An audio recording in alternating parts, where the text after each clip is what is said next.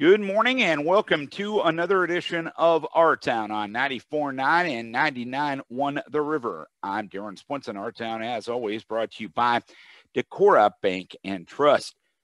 Coming up on the program this morning, three guests. Mark Lane, the Decorah School Superintendent, will join us for our monthly conversation. We'll also chat with Kristin Torresdal from the Decorah Public Library. Kristin will tell us about the library reopening its doors here in the not too distant future. But today is Great Give Day in Alameda County, and especially related to Main Street Lansing. And our first guest on the program is Main Street Lansing Executive Director Andy Kelleher. And Andy will join us right now as we get going on Our Town on 94.9 and 99.1 The River.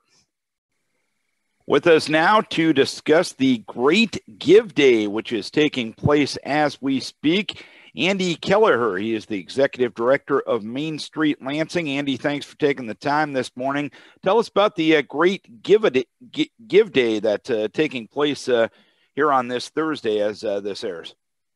So Great Give Day is an event that's sponsored by the Community Foundation of Greater Dubuque and all of their affiliate foundations, ours of which is the Alameda County Community Foundation. And it's just a way for anyone who has an endowment with the foundation to come together for this just massive giving and donation day to try and raise money for local nonprofits. And since 2014, this day has been quite the success from what it looks like. Yeah, since 2014, the Community Foundation of Dubuque reports that they've gotten about over $2 million in donations. Last year was like $350,000 alone. So it's usually pretty successful for anyone participating. How do people get involved? How do people participate?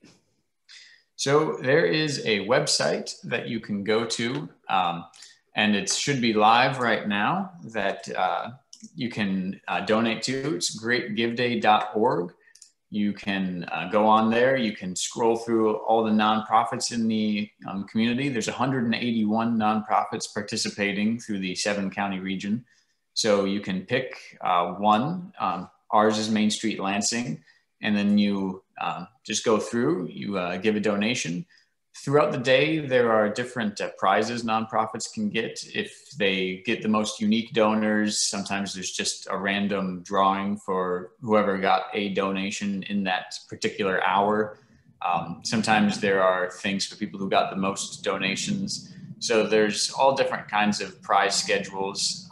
The Alameda County Community Foundation will match $250 to any nonprofit that raises $250. So there's a lot of different ways that your favorite nonprofits can get donations on Great Give Day. And with tax day coming up next week, at least on the federal level, everyone's thinking about tax deductibility, and this is a great way to get a little off your taxes for 2021, I'd imagine. Yep. So every single donation, since you're donating to nonprofits, is tax deductible. And I think the federal standard deduction above the line $300 deduction will still be in effect this next tax year. So even if you don't itemize your taxes, you should still be able to deduct at least $300 of charitable donations. And depending on the nonprofit, if their donation is going straight to their endowment, then you can be eligible for the Endow Iowa tax credit as well. And how important is a day like this to these nonprofits, and knowing the fact that 2020 was a strange year, and a lot of these people that do so much good for our communities probably were a little short in 2020. Yeah, definitely. It'll be a big boost to our any nonprofit's bottom line. There's a lot of nonprofits usually do their fundraising at the end of the year in the fourth quarter. So they weren't really able to tell the government what their losses were until January, but many of the funding opportunities closed in December. So a lot of nonprofits weren't really able to take advantage of a lot of federal funding opportunities. And so, we had some businesses weren't able to contribute because they were having their own struggles. Some individuals weren't able to contribute because they either had reduced hours or lost their jobs. So a lot of budgets saw losses, and some federal and state grants helped make some of that difference. It did in our case at Main Street Lansing, but since that funding won't be available this upcoming year and people haven't quite bounced back yet, days like today will really help. And you talk about Alameda County, you talk about Lansing and the effects of 2020. From what I understand, Alameda County had a pretty good year related to tourism because people didn't make that big trip. They looked for the shorter and smaller vacations, and Alameda County remains quite the tourist destination, doesn't it? Yeah, definitely. I'd say our summer traffic was maybe slightly less than a normal year, but there were still a lot of people who were eager to come out during the summer and get out of their cooped up houses, get out on the river, take the masks off on their boat, and just enjoy the area. And I expect that to happen this year, probably even more so, especially with vaccinations on the rise. And related to the summer, how much is the community looking forward to hopefully a little bit more normal of a summer, and hopefully those tourism dollars helping out the local economy as well? Yeah, everybody's really eager for a great summer. They're ready to get back to normal, have good sales, the regular people coming to town. It's just a different vibe during the summer with people enjoying the community, seeing why the people who live here year round love it so much. And we're ready to get back to that. And as long as we got you on this morning, Andy, anything else you want to pass on from the Main Street Lansing perspective? Well, I guess I'd just say if you're considering Great Give Day, I would definitely recommend it.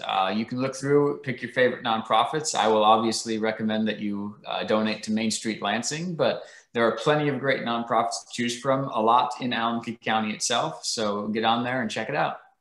Andy, we appreciate you taking some time. We wish you the best for the Great Give Day today, and hopefully it's a great summer for the folks in Eastern Alameda County and all of Alameda County.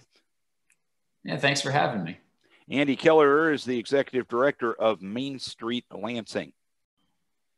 Having a conversation now with the Director of the Decorah Public Library, Kristin Torresdal. And Kristin, some exciting news coming out this week. You guys are going to be reopening your doors on June 1st. What made this the right time to reopen and get back to whatever sense of normal the future will bring? So Darren, we are absolutely thrilled to be expanding our open hours and services going forward. What precipitated this is the pandemic phased reopening plan that the library board approved back in January. So we had a series of different steps in that phased reopening as we gradually expanded services and open hours. And we're about to now enter Rainbow Zone as of June 1st, which is really the final step in that plan.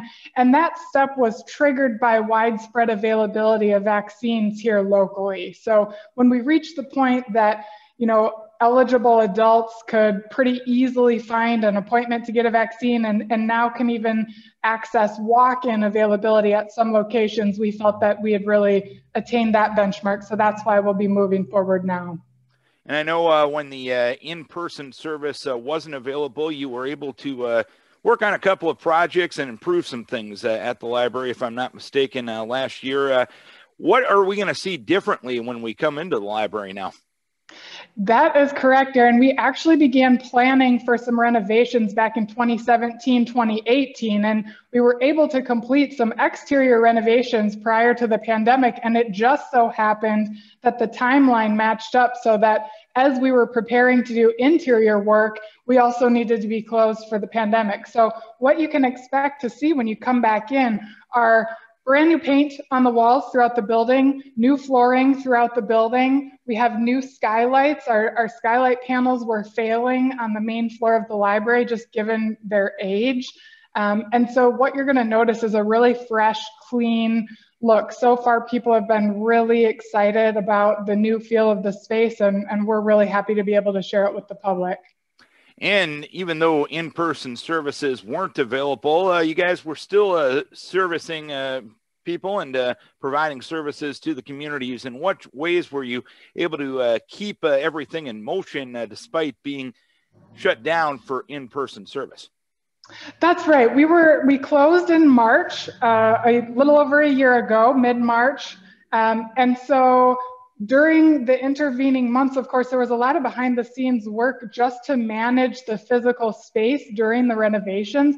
We had to move everything in the library several times, books, shelving, furniture, all of that, workspaces for staff. But we did have staff on site for all but the very first 4 to 6 weeks when we originally shut down. So since that time, we've of course managed the renovations, but also we've been doing a lot of work behind the scenes to continue to get materials out to the public via our curbside system. We've also been doing customized book bundles for patrons, which I sort of like to compare to Stitch Fix for clothes. You contact your local librarian, tell us a little bit about what you've liked in the past or what you might be interested in, and we hand select titles that we get ready, bag up, people can grab it via curbside. We also, primarily our Children and Young Adult Services librarian, Rachel, created over 100 videos for kids and families online. So there was a lot of program content going out via our social media. And certainly there were a lot of take and make craft projects that were going out to kids and families via curbside during that time as well.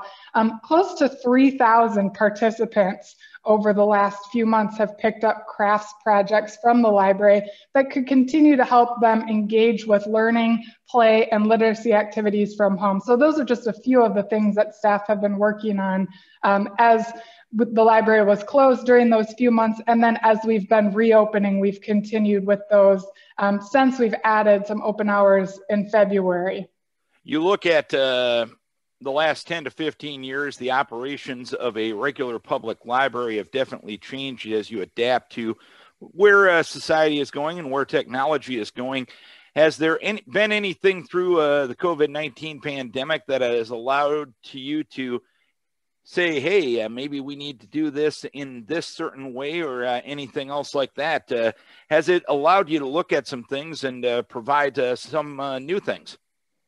Absolutely. That's a great point, Darren. I think libraries have always been organizations whose primary mission is to meet the needs of the community. And of course, those needs evolve over time, pandemic or no pandemic. So we're always operating with an eye toward the future and trying to identify early what the public may want or need from us in terms of programs, services, collections, open hours, all those things. I think the pandemic has really highlighted that even more because we needed to make bigger shifts more quickly in order to continue to provide services while the physical plant was closed or partially closed for some time. And I think making those shifts has really helped sort of expand our idea of what's possible in terms of service. One example that comes to mind immediately is that one of the pivots we made during the pandemic was to offer book groups virtually via Zoom. Of course, this is a shift many organizations made, but it wasn't something that we'd done before. We'd always done that in person. And one of the things that we discovered through the necessity of operating in that fashion during COVID was that we were able to reach a number of people, different demographics, that we hadn't been able to reach with in-person programming. So now for some of our book groups, we have family members participating, maybe with a cousin who lives in Decorah and somebody who lives in another city or even state. And we're hearing from folks that that's a really fun way to do things together as a family or with friends that may live near and far, or for parents to participate without worrying about childcare, or for older folks who might have, accessibility or mobility or transportation challenges, they can participate from their own home. So that's one concrete example of something that we'll be looking at closely going forward to see how can we sort of incorporate that knowledge as we move forward and continue to reach more varied demographics in the future. What will your hours of operation be beginning on the 1st of June? When we reopen, we'll again be open for 54 hours a week, which is what we were doing pre-pandemic and pre-construction. Hours will include 9 a.m. to 7 p.m. Monday through Thursday, 9 a.m. to 5 p.m. on Fridays, and 9 a.m. to 3 p.m. on Saturdays. And is there any services that aren't quite ready to go yet, or are you planning on pretty much doing everything as you did back in what seems like 3 years ago, back in February of 2020? We are making preparations to roll out all of our usual services. I think, you know, going back to the great point that you just made about things evolving over time, I think programming and services will continue to be a topic of discussion amongst staff as we look to the community to see what do people need, how can we better serve, are there tweaks that we can continue to make, and that'll be an ongoing process. One thing that probably will continue to fluctuate a bit is what extent we're offering programming in person, virtually, distance, indoors, outdoors, because we're hearing from a variety of different user groups that they need different things from us right now. So that may look a little bit more varied than it has in the past, and that'll continue to flex through the summer and fall probably. But for the most part, the kinds of programs and services and things that you'd expect to find at the library will be available. Many of them are now on our somewhat more limited hour system. And one of the things we're really looking forward to is summer reading program for kids and families. We have fun events and activities coming up. That'll be publicized here in the near term. And of course, one of our fan favorites, Dog Tales, will be resuming this June. So that'll be something for kids to really look forward to as well. Anything else you want to pass on? Anything we're missing? Any other information you want the public to know? Just that we are so happy to welcome people back to our building. We hope everybody enjoys the refreshed space. It's been a long haul this year for everybody, but we're so pleased to be able to connect with our patrons again face to face. Certainly don't hesitate to reach out if there are things that you're looking for from the library that you'd like to see in our program or services lineup. We'd love to hear from you. You can contact me via phone or email anytime. And there'll be a lot of additional information coming out about programming and summer reading opportunities via the usual media channels here in the near future. Kristin, appreciate you taking the time to tell us about the indoor reopening of the library. And I hesitate to call it a reopening because you guys have been busy over these past 14 months providing services to the community. But we get to see the renovated library, the new things for the library, and it's an exciting time. And I know you can't wait for June 1st. Thanks for taking the time this morning. Thanks so much, Darren. We can't wait to welcome you all back in. Kristin Torresdal from the Decorah Public Library. Time now for our monthly conversation with Decorah School Superintendent Mark Lane. And Mark, just a few weeks left here in the academic year as we talk to you in the month of May. I feel like playing Barry Manilow's looks like we made it. Would that be a fair thing to do right now? Absolutely, absolutely. It will be a celebration, you know, to get to students' last day and our teachers' last day, and just a great opportunity to look back and say, yep, we made it. We worked really hard and we persevered, and to think about all, you know, how different things were a year ago at this time, as we were, you know, no track meets, no golf meets, no tennis, you know, our students and have done so many awesome things this spring that unfortunately kids didn't get a chance to do last spring. And so it's been a great celebration to be back doing these things. Related to the upcoming events, where are you at related to the conversations of commencement, senior award night, all those activities that you didn't get to do last year?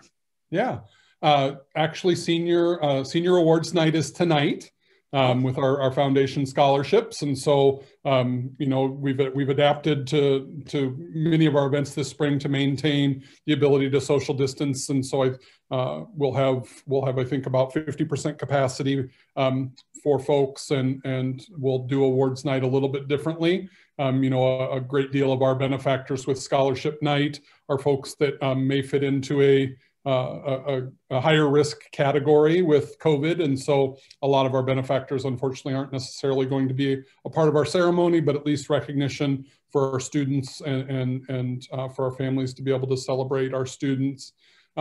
Commencement is planned for Sunday, the 23rd at 2 o'clock in the afternoon. Right now, our plans are to hold commencement similar to what we did last year at the outdoor venue at our football stadium. We will be issuing 6 tickets per graduate for the outdoor event. We will have alternative arrangements for an indoor event if needed, and then our capacity at indoor would be that each student would be allowed up to 4 folks to attend. Whether we're inside or outside, we'll have live streaming as we have with all of our events. You know, my son had a 5th grade band concert Monday night this week, and my mom and dad, living down in the Des Moines area, were able to watch the band concert. And so I think, you know, the opportunity for family this school year that maybe haven't been able to see events like that, you know, one of the benefits this year has been our increased use of live streaming. So grandparents and other family members have been able to maybe see some things happen that they haven't in the past.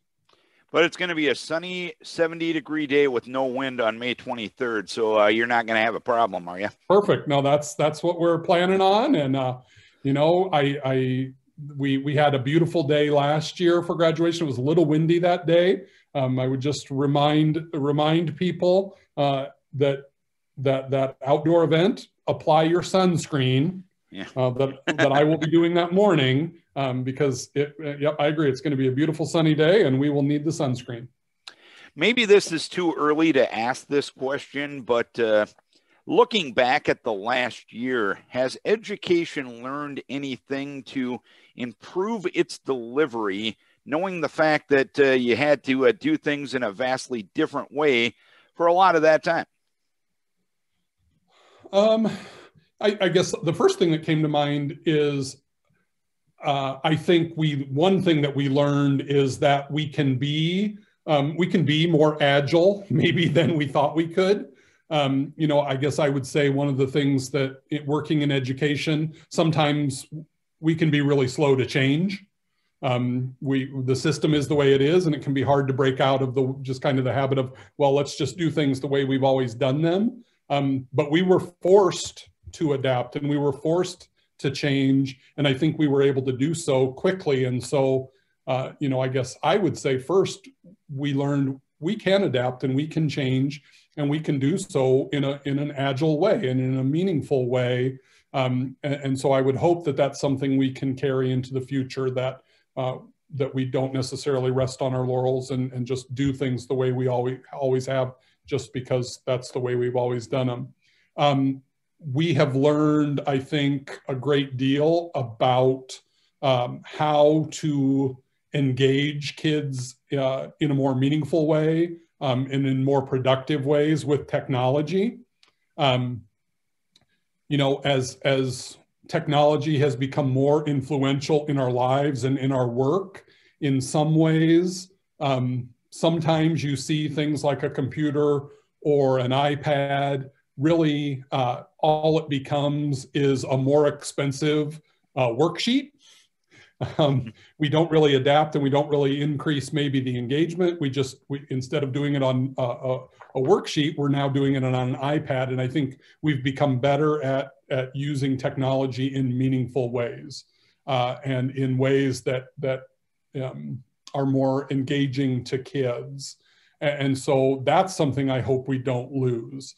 I hope that, you know, we issue our students that technology, we issue a device, and that when they're engaging with it, it is in ways that increase their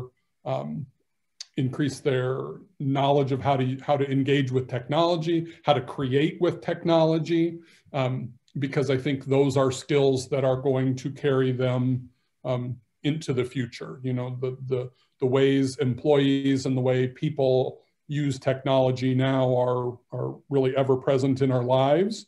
And so I think in order to set kids up for success, they need to leave school being really good consumers of information through technology and really good producers of information with technology.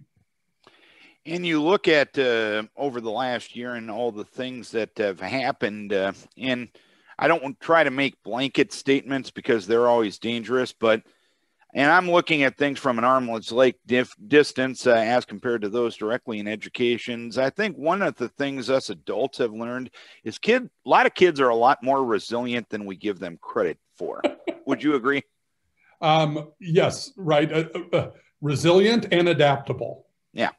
Right. I mean, I agree 100%, Darren. I think, our ability for our students to just start the school year, to learn new routines and new expectations, and then to meet those expectations. I've spent the last 25 years of my life getting to work in schools, and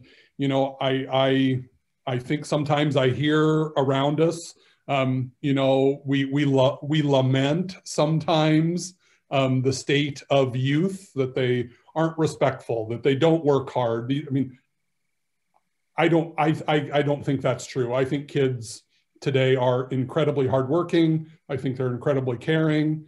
I think they are incredibly intelligent and wise in ways that when I was their age, I was not about the world.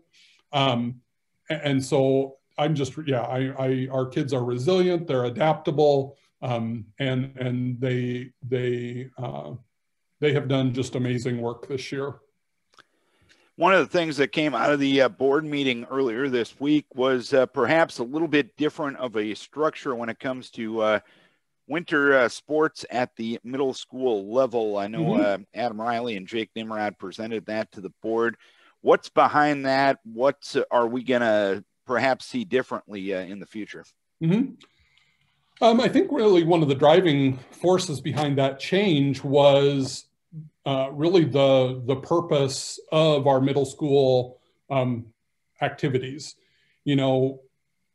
Years ago, and so when what's changing is moving from a split season to a more dedicated stretched out length of winter sports seasons, so that wrestling would be occurring at the same time as basketball rather than the split season.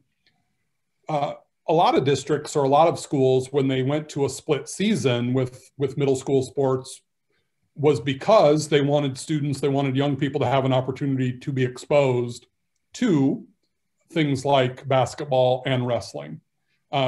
That first exposure, the first opportunity to play an organized sport or to participate in organized wrestling really occurred at school in 7th grade sports. That's not true anymore, right? We know that there are robust youth programs that are introducing skills and teaching skills much earlier than middle school grades now. And so the need to allow for students to be exposed for a first time to basketball or wrestling, it's happening much sooner than 7th grade. And so our students, they're making decisions about what they want to participate in earlier. And so we have fewer and fewer students that actually use the split season the way it's intended. And then our coaching staffs at the high school level and working with our coaches in their programs at the middle school level, right? They want more opportunity for kids to develop, to learn the skills of our program. And so it seemed like this was the time to make that change. And with our coaching staff and with Mr. Riley and Mr. Nimrod, being supportive of this, it was easy for me to get behind and say, if this is what our coaches and our activities directors are wanting to do, this is the way we need to go. I noticed the district is seeking now a facilitator of student and family services position. Yeah. About that. So actually, this was, I think, probably in the first month that I was here, now almost 2 years ago, as I was engaging with people in the community and parents and faculty and administrators and our board. And I was asking, you know, what needs do we have? What are opportunities for improvement? One of the things that I frequently heard from people across all those different groups was, you know, we need more supports in relation to student mental health and well-being. We need more supports, and we need more connection with community resources. And so as time has gone on, we have had conversations at the board table over the last year about having a dedicated position that does a couple different things. One, that is able to provide some direct service, counseling supports to students and families that are more robust than what a school counselor does. I was a school counselor. I was trained to be a school counselor, and there were certain things that I could work with a student or a family to address. But then there were things that my training didn't put me in a place to really know exactly how to support a family or a student with. And when that occurred, I needed to refer that to somebody with more expertise. I needed to refer that to a community resource. And that's really what this position would assist with. It would be an additional service in our district beyond just what our school counselors do. But then also, right now, in order to engage with community resources like DHS, like helping services, like Northwest Behavioral Health, any institution that may be in the private sector or in the community, that really falls, again, to our principals and our counselors. And that's just an added work to their already very full plates.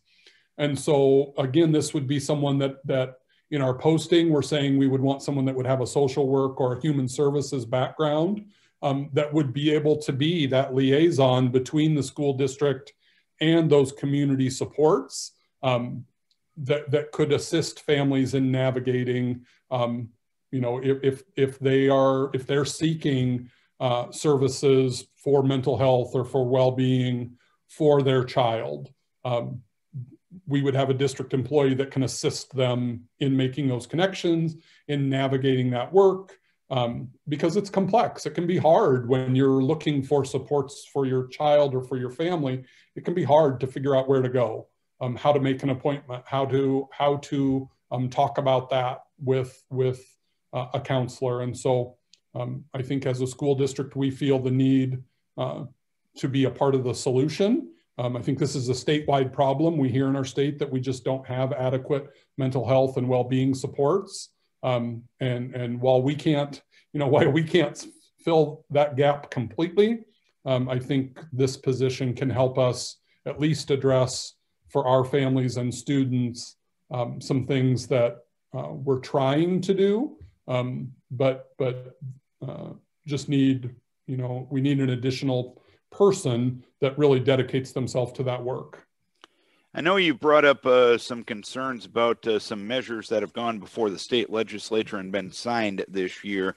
Before we break down a couple of those, I'll ask you this in general. When it comes to K through 12 public education in Iowa, where in your mind should the state legislature's jurisdiction start and begin? Where should the local school board's jurisdiction start and begin? Well, we have a proud history of saying that Iowa is a local control state. And so I think that that has been slowly eroded over time, both by our state government and by the federal government. I think there are more and more requirements placed upon us, honestly, each year in education. And I think a lot of people that go into education, you know, we are rule followers, and so we try to comply with those rules that are placed upon us, but it can get frustrating at times when it feels like there are things that aren't necessarily in the best interest of kids. And actually, for me, I think they reduce maybe the joy that students experience in school sometimes. And so, you know, I think that there should be levels of accountability. Like we should, as a school district, we should have to report to the state student achievement data. We should have to demonstrate that we are meeting a base level of education. How we get there, how we instruct kids, I think is really something that should be more decided at the local level. We give an assessment in the lower grades called the FAST reading assessment. We have to administer it 3 times a year. If on that assessment, students are performing what the state determines is below grade level, we have to, it's required by law that we tell parents that. Honestly, I think sometimes the way that assessment, it might not be an accurate reflection of what a student is really capable of doing. And it can maybe, it can cause damage between the school district and a family in the relationship because maybe it isn't an accurate reflection of what their kids are really able to do. And so when those requirements are placed upon us, I think it takes some of our autonomy away and our ability for teachers to do the work that they think is right and what students really need. We assess students a lot, and you know, as my agriculture background, raising 250 head of hog on our farm when I was a kid, the pig doesn't get fatter by weighing it, but we measure kids a lot. And I think maybe sometimes more than we need to. Seemingly, you bring up the whole local control issue, covering politics in many jurisdictions in many ways over the years. I think every politician's for local control if they agree with the local control on that issue, but if they don't agree with it, they feel the need to step up and take that local control away because it's not the right local control. Is that a fair way to assess things? I think so. And I think, you know, I think the legislature this year, a perfect example of that is the legislation around the teaching of divisive concepts, right? We are told by the state of Iowa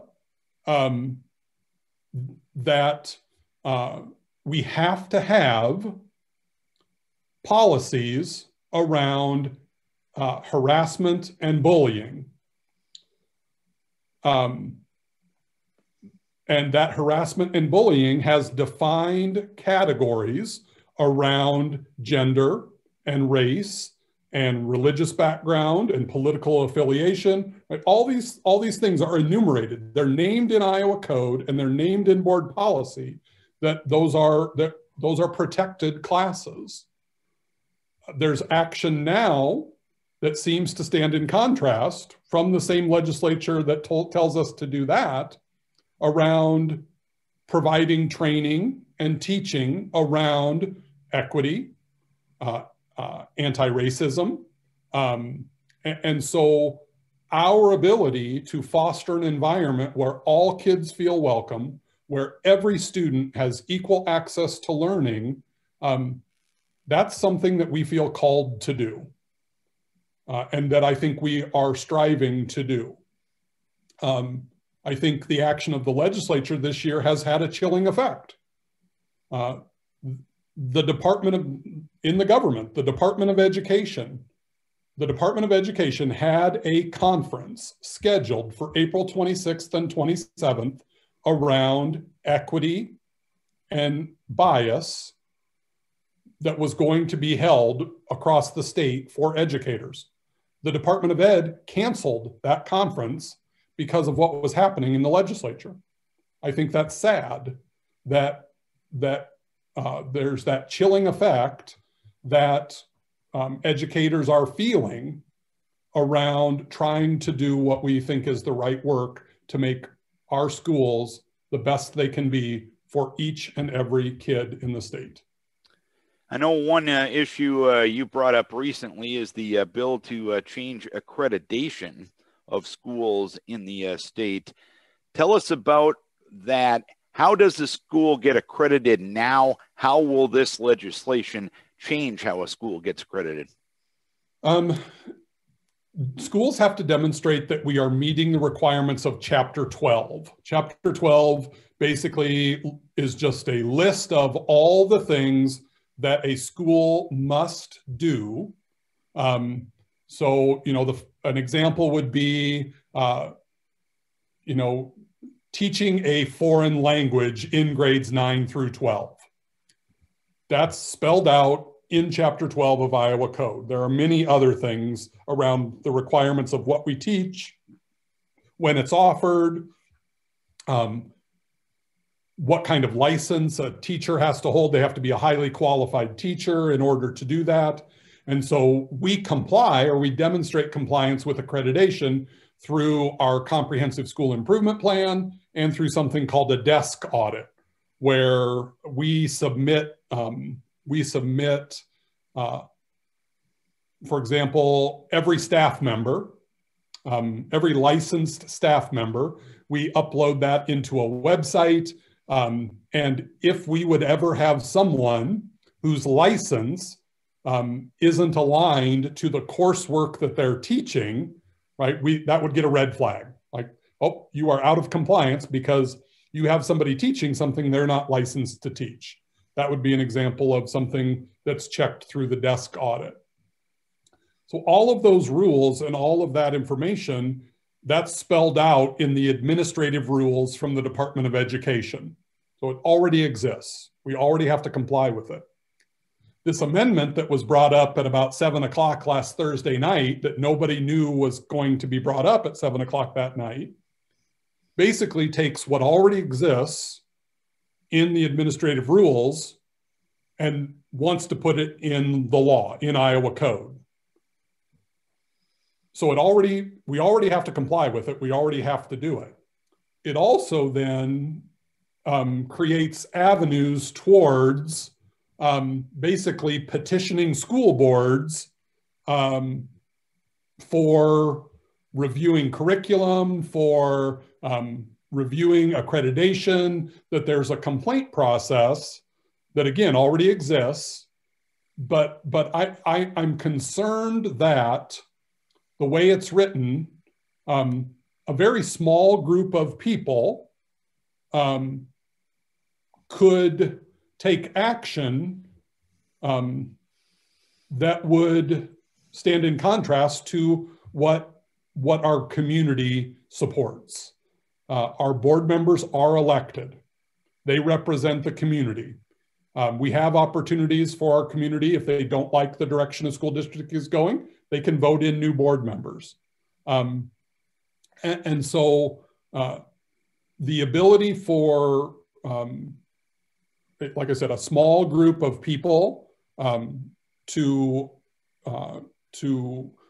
create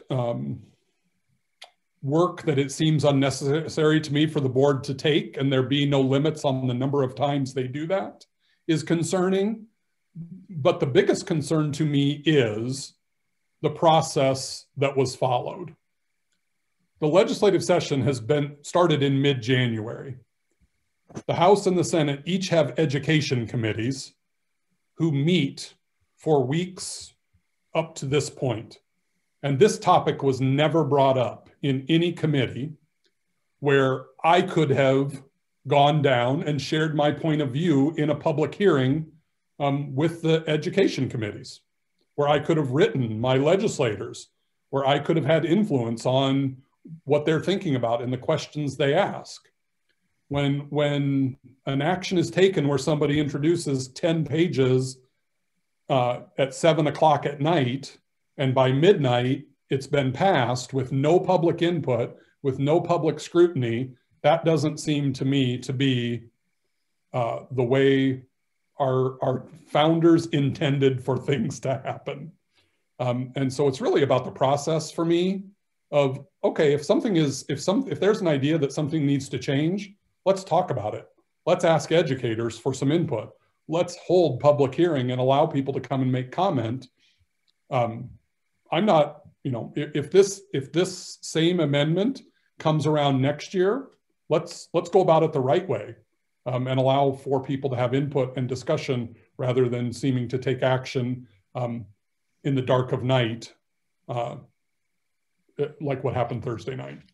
Well, and I think it brings our conversation full circle. You say, if local people don't like the direction of the district, they can vote new board members. But when the board is getting less and less power and unelected people are getting more and more power, and you're seeing this in many ways of government, in my mind, outside of education, that's where the core problem is with a lot of our issues right now. Would you agree?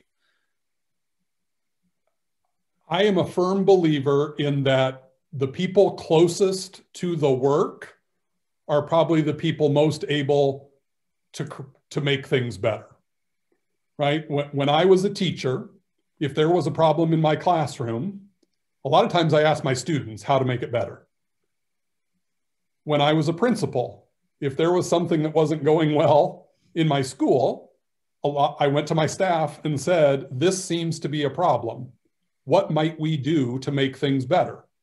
And the staff in the building generally had the best ideas about how to make things better. And so, yes, I think that the further you get from the work, the less you really know about how to improve the system. And that doesn't mean that, I would invite people to come from the outside. I think it's good to have an outside perspective, to have somebody come and look at our system, and for me to be able to say, what could we do better? What might we improve? So I'm not opposed to outside opinion and outside perspective, but yes, for somebody that doesn't really know our system, that is far away, to come and just say, well, do this, do this, do this, that feels really restrictive. That feels really prescriptive. And I think those of us closer here to what we do in Decorah are probably in the best position to improve our system. Anything else you want to pass on, as long as we got the time this morning? I'm excited with all the things that are going on, and we've had just great community support with our events this spring. Looking forward to I'm a baseball guy, so I'm excited for baseball and softball seasons to get started, to be able to go and enjoy our kids engaging in those activities as well this summer. And so just would encourage people to continue supporting our kids and doing the things that have allowed our kids to have great experiences this year. Well said. Appreciate the time as always, Mark. Always interesting to get your perspective on things. Look forward to our conversation next month, and then let's have a great month of May. Absolutely, Darren. Thank you. Mark Lane, Decorah Schools Superintendent. Our thanks to our guest on the program this morning, Decorah Schools Superintendent Mark Lane. Also, Andy Kelleher from Main Street Lansing, and Kristin Torresdal from the Decorah Public Library. Don't forget, Our Town is available on YouTube every week. You can watch Our Town as you see myself and the guest having our discussions and conversations. You can go to my YouTube page, and those will be linked at the 94.9 and 99.1 The River Facebook page, as well as my social media links. And you can watch YouTube, another way to get the community information that we provide each and every week on the show. Our thanks to our sponsor, Decorah Bank and Trust. Our thanks to our guest, and our thanks to you for tuning in, logging on, or watching our town on 94.9 and 99.1 The River.